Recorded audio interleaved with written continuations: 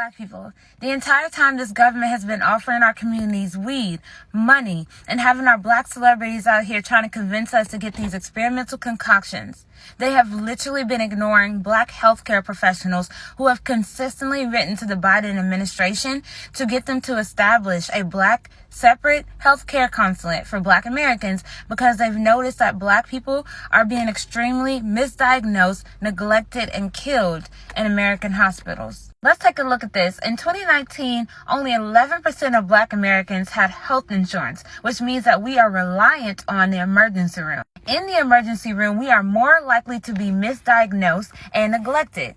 These black doctors found that from the start of the pandemic, many of our people who went to the emergency rooms complaining of serious illness received no help and were sent home only to return in much worse shape. Uninsured, they were neglected at best and at worst put on ventilators to die from suffocation.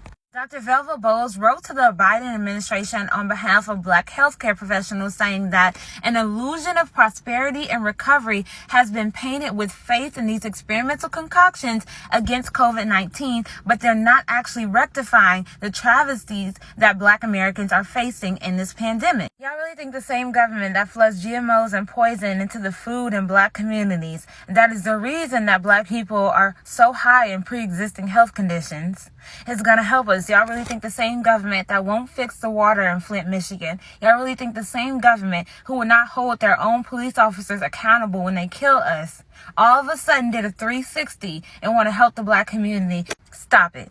But this is nothing new. They did the same thing with the Tuskegee experiment. The black people in Tuskegee at that time in 1923 fought for their own black-owned hospital. They did not want to go to an integrated hospital because they knew that they would get killed or neglected. So the federal government granted them the hospital, but instead of letting black doctors take care of them, it was ran by white doctors. They claimed that they cared about the black men and wanted to help them, but they really just poisoned them for 40 years. Giving them syphilis, and they withheld the cure because they had the cure the whole time. This is who we're dealing with. It's the same government. It's the same exact motto. Black people, do not let your fear overshadow your common sense and your logic. These people have never tried to help us and never given us anything to benefit our community, ever.